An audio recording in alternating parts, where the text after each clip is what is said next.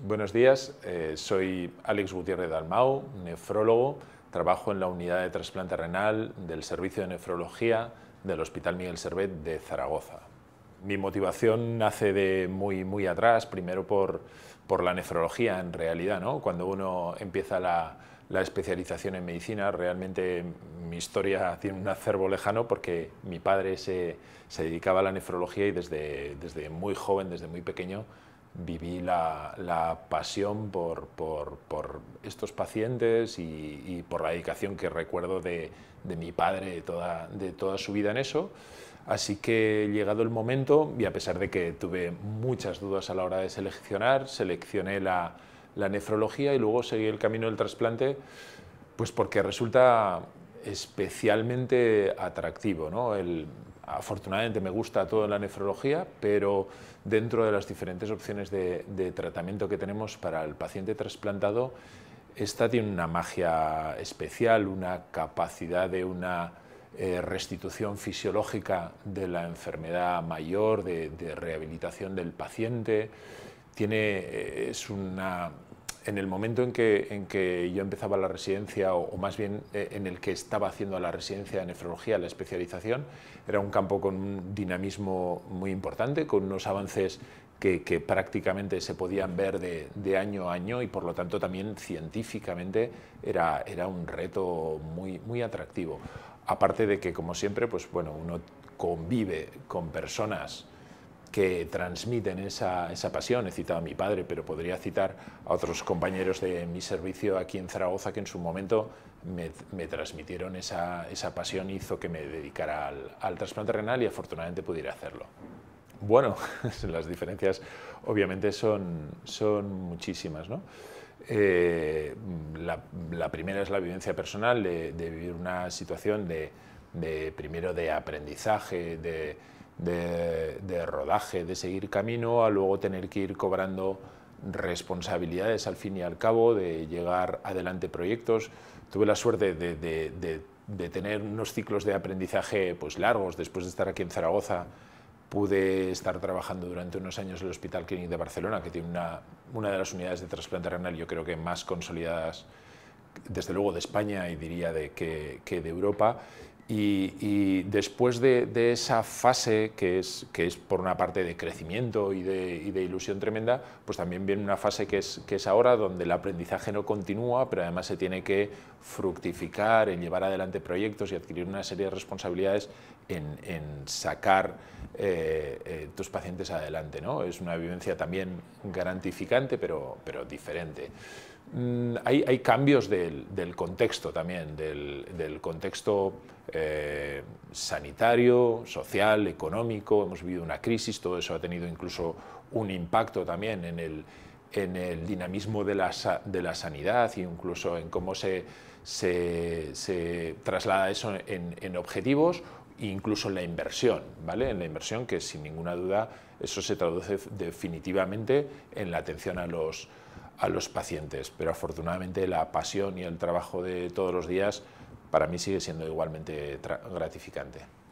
Pues creo que no es una única sola clave, pero hay algunas destacadas. Para empezar, yo creo que hay varios triunfos que no son propios solo del colectivo sanitario, sino que son triunfos sociales, triunfos de unos valores, de una sociedad que se ha querido dotar de un sistema sanitario público potente y que lo paga, y donde hay un consenso de su tremendo valor y su tremenda utilidad para el progreso de todos. Yo creo que ese es un valor fundamental que se integra además en un momento del desarrollo del país, pues, que venía de atrás, pero en los años 70, en los años 80, donde yo creo que se forjan unos valores de lo público, de la equidad, de la solidaridad, que han sido enormemente valiosos.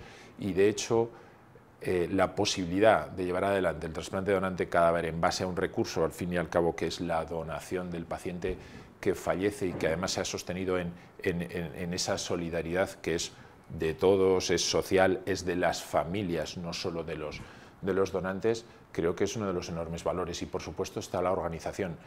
Todo esto nació primero en pequeñas islas de coordinadores, que muchas veces eran nefrólogos en el mundo de la nefrología, y después nace una organización nacional de trasplantes que ha ido siendo capaz de establecer ciclos de mejora continuos, tener objetivos cada vez más ambiciosos y que nos han hecho líderes en el campo, partiendo de esa base, yo creo, de confianza social, de solidaridad, de confianza también en los médicos y en las enfermeras y en todo el personal sanitario que hay alrededor de estos programas. Yo creo que eso es lo fundamental.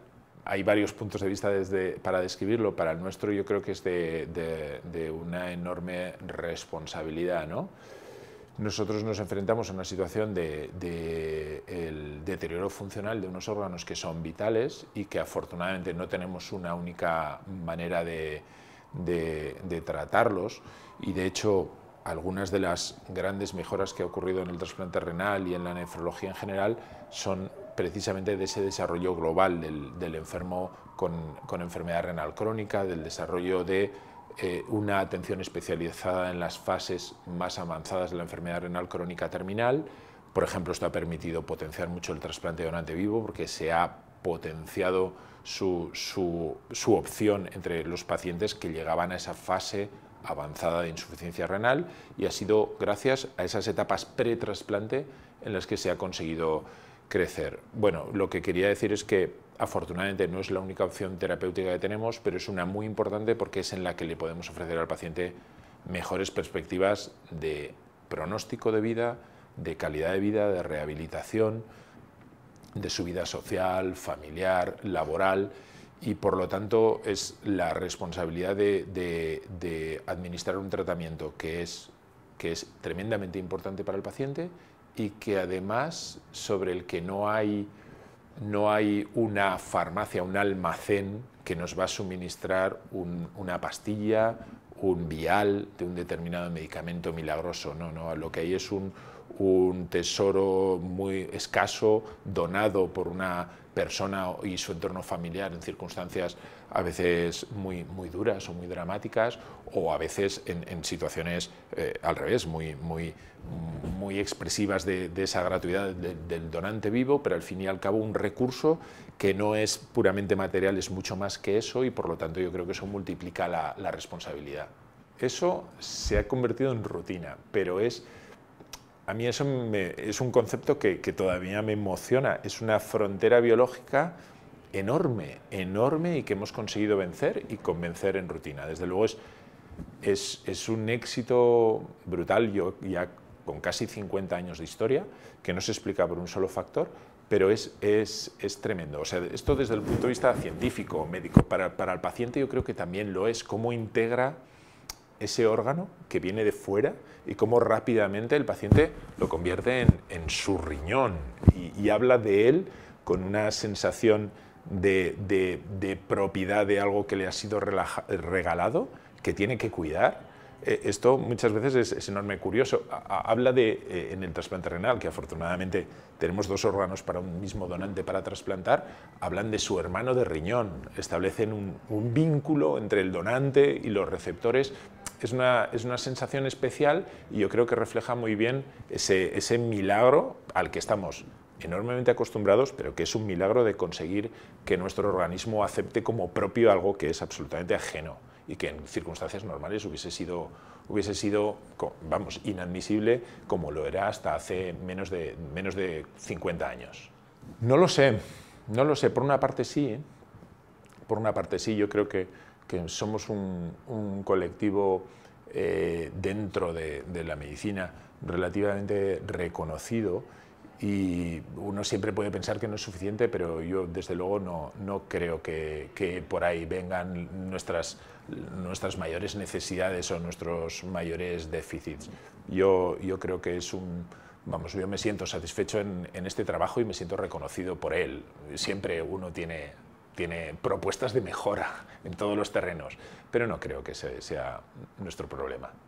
Pregunta difícil. Yo creo que no podemos atribuirnos ninguna superioridad moral respecto a ninguna sociedad por el simple hecho de ser españoles.